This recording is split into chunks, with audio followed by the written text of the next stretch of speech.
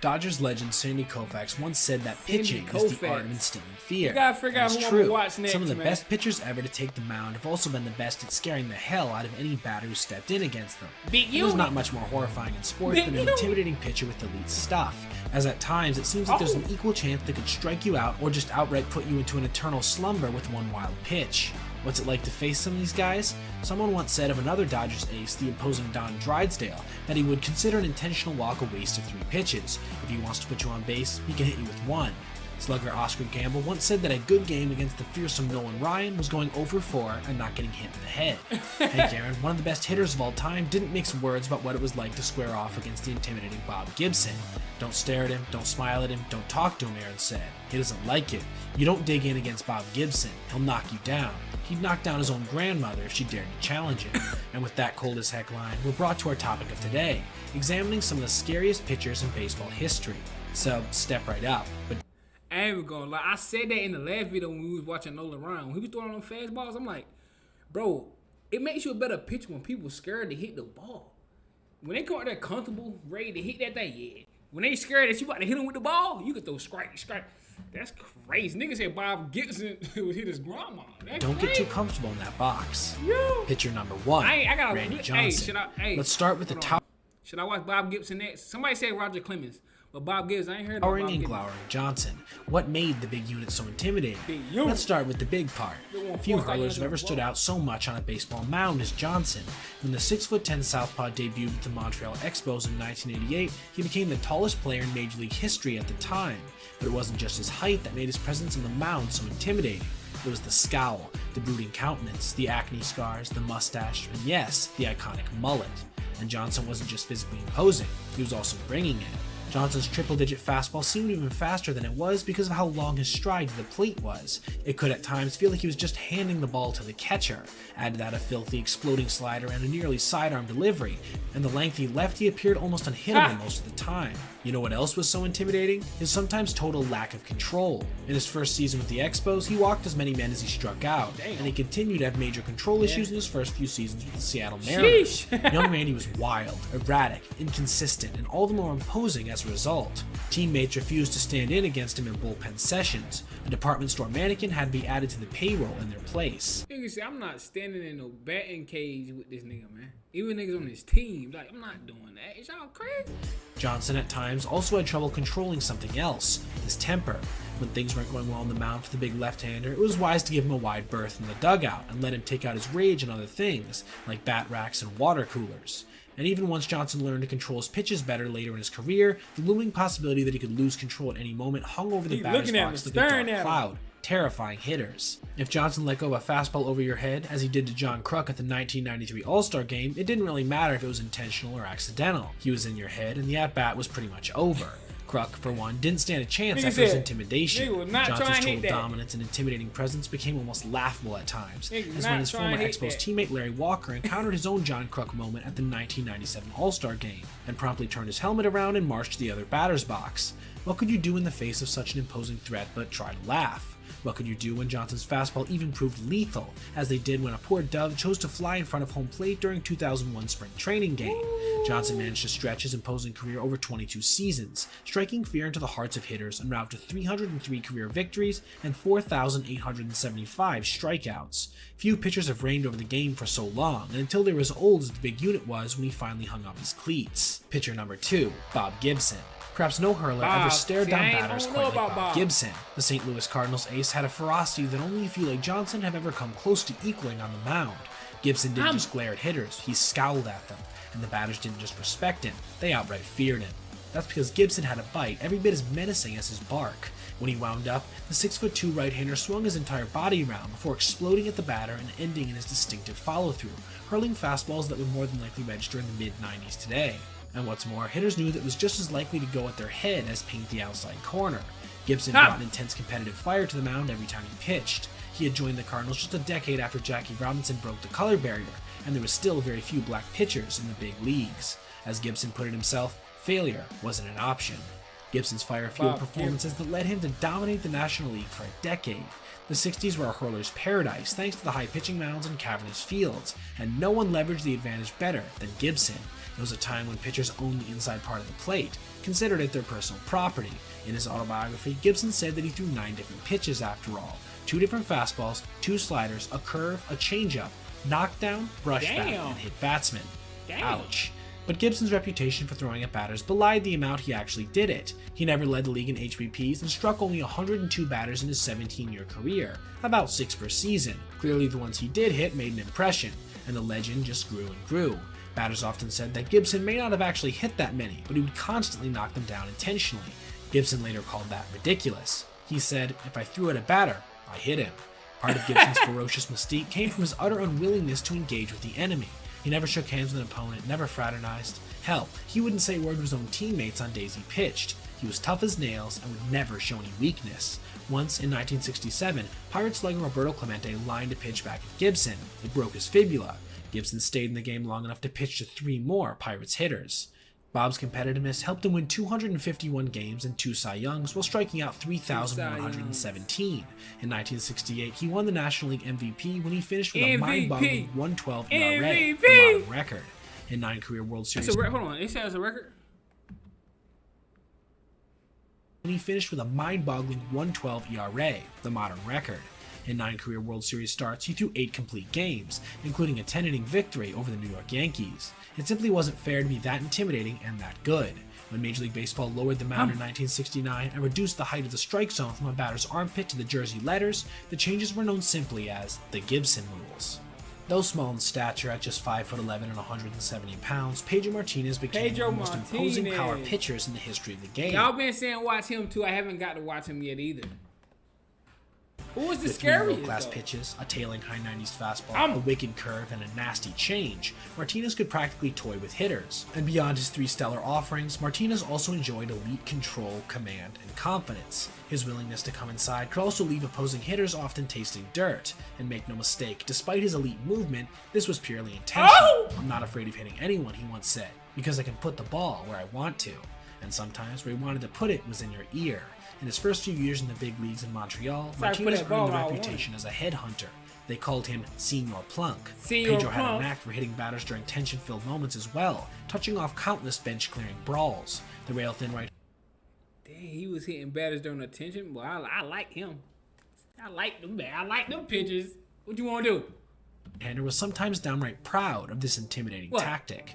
After Yankees ace Roger Clemens once drilled his Red Sox teammate Kevin Millar, Martinez, watching from the dugout, said he was going to, quote, file that at the top of his to-do list. What exactly was this new item on his list? Plunking both Derek Jeter and Alfonso Soriano in response the next time he faced them. Hold on, what happened? Both players, go back. hander was sometimes downright proud that nigga of right this there, though. He was tactic. like, that hurt it. After Yankees ace Roger Clemens once drilled his Red Sox teammate Kevin Millar, Martinez, watching from the dugout, said he was going to, quote, file that at the top of his to-do list. What exactly was this new item on his list? Plunking both Derek Jeter and Alfonso Soriano in response the next time he faced them. Both players had to leave early to have x-rays taken. Martinez joked to teammates, at least I gave them a discount in an ambulance. They both got to go in the same one. That's one of the coldest lines I've ever heard. At times, Senior Plunk's competitive fire got the best of him, like in the 2003 ALCS. After Martinez threw behind Yankees outfielder Kareem Garcia, Roger Clemens retaliated by throwing at Red Sox slugger Manny Ramirez. When the benches cleared, the 32-year-old Martinez grabbed the Yankees' 72-year-old bench coach Don Zimmer in a baseball takedown that would live in infamy. What Martinez the later hell? called it the only thing he would like to erase. Hold on. Bro, did he just slam a 72-year-old man, bro? Bro, you should have just held him back with one arm. Like, bro, chill, old man. You ain't had to slam him, bro. No, Martinez is hell. Nah, he hell, boy. Cleared, the 32-year-old Martinez grabbed the Yankees' 72-year-old bench coach Don Zimmer in a baseball takedown that would live in infamy. Martinez later called it the only thing he would like to erase from his career. That was But funny, with a though, repertoire right? that included such dazzling stuff, But as damn, well as he his should've cutthroat did that. intimidation, it is little wonder that the Dominican pitcher won 219 games and 3 Cy Youngs Cy over his Youngs. 18 seasons, putting up over 3,000 Ks while pitching predominantly in an era in which oversized sluggers like Mark McGwire, Barry Bonds, and Sammy Sosa were dominating baseball. To some, his prime years in the 90s are even considered the best in the history of baseball. Pitcher number 4, Sandy Koufax. Sandy Koufax. Pedro I Martinez's ain't heard of total Sandy dominance over Koufax his either. rivals was often compared to Sandy Koufax's reign over the National League during the 60s. For 6 years, the left-handed Los Angeles Dodger pitched like a man possessed, or from another planet, making big league hitters look like minor leaguers. Koufax was so dominant that the Phillies once called a game for rain where there were only a few sprinkles, just to avoid facing him. Hall of Famer Orlando Cepeda said that Koufax's triple-digit fastball was so fast and so noisy it scared you. And just like our other imposing left-hander, Randy Johnson, Koufax struggled to control it early in his career. In his first 6 seasons with the Dodgers, Koufax walked over 5 batters per 9 4 times, and constantly threw wild pitches. He hit so many batters one spring training that one teammate complained taking batting practice against him was like playing Russian roulette with 5 bullets. But Koufax's blazing fastball wasn't even his Russian roulette with 5 bullets, bro? Nah. best pitch. After all, his devastating curveball was undoubtedly among the best offerings ever thrown. We don't tend to think of curveballs as intimidating, but in Koufax's case, it was perhaps even more paralyzing to batters than his heater. It had a sharp, sudden break, as if an invisible hand had given it a tap right before home plate. Even the best hitters were left stunned in silence as it left them frozen in the box. In Game 1 of the 1963 World Series, Koufax faced no less than the Yankee slugger Mickey Mantle. The book on Mantle was to avoid throwing curveballs anywhere near the plate. Even if he was fooled, he was so strong and so good at keeping his hands back that he could still crush them. And so, in his first showdown against Mantle, Koufax threw him only fastballs and struck him out. When Mantle came up a second time, Koufax again got 2 strikes on fastballs. At this point, everyone in the ballpark, including Mantle and Koufax's catcher, was thinking fastball. Koufax shook off the fastball signal twice, and then he uncorked the pitch that he'd been told never to throw Mantle. The pitch came in at eye level, and then right before it reached home, it just dove, crossing at Mantle's knees. Mantle faces Koufax in the second inning and is called out on strike. Mickey obviously is chagrined. Mantle flinched and never moved his bat. Strike 3. Mantle just stood there and then turned to the catcher and said, "How the bleep is anybody supposed to hit that bleep?" Stories like that just surround Koufax. Once when he was 45 years old and had been retired for years, he was pitching batting practice to the legendary Dodger lineup of the 1980s, including the likes of Dusty Baker, Steve Garvey, and Ron Cey. One of the hitters asked the old man to throw his curveball. Koufax indulged him. The curve dropped like a stone through water. He couldn't touch it. He told his laughing teammates that they should try hitting it. And one after another, some of the best hitters in baseball, who know a curveball is coming, stepped up to the plate against the 45-year-old. Not a one of them could hit it. Koufax sadly retired after the 1966 season at just age 30 after battling constant pain and injuries, including an arthritic elbow. One marvels at the stats he could have put up if he had played longer. Hall of Famer Hank Aaron would go on to say the best thing about Koufax's retirement was that he no longer had to face him.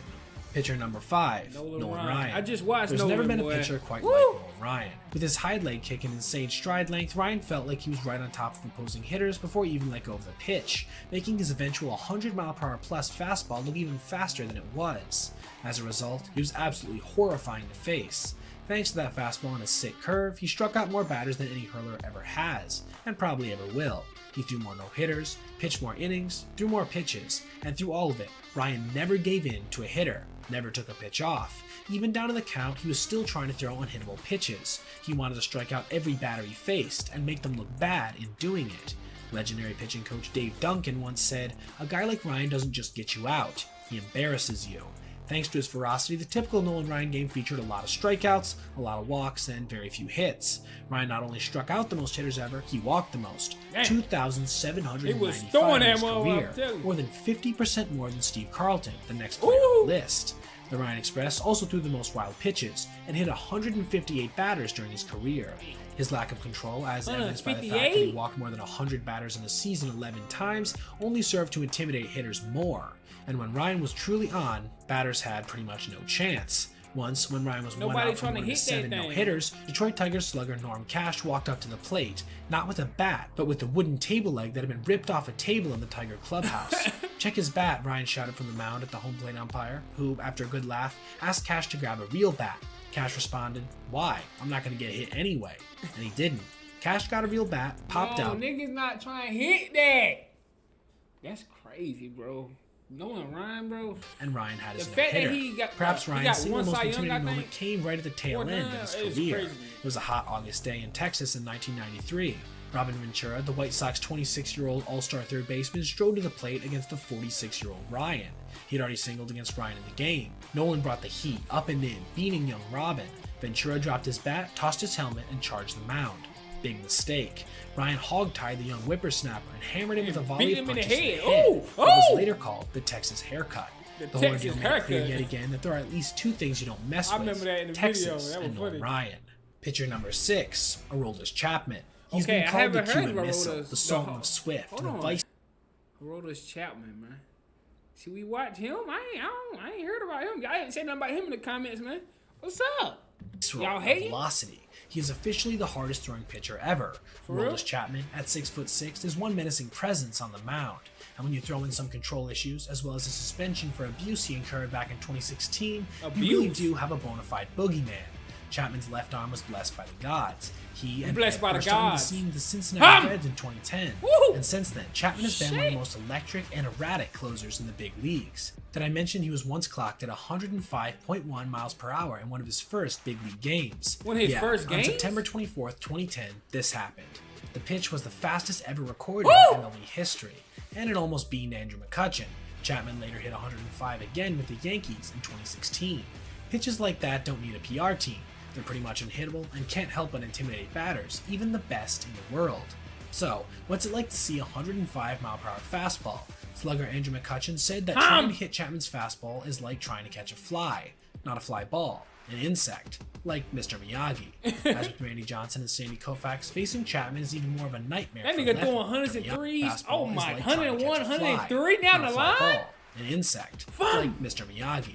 We As might with gotta- Randy Johnson and Sandy Koufax, facing Chapman is even more of a nightmare for lefties. When once asked what it was like to face Chapman from the left-handed batter's box, Matt Carpenter said, "Scary, just scary."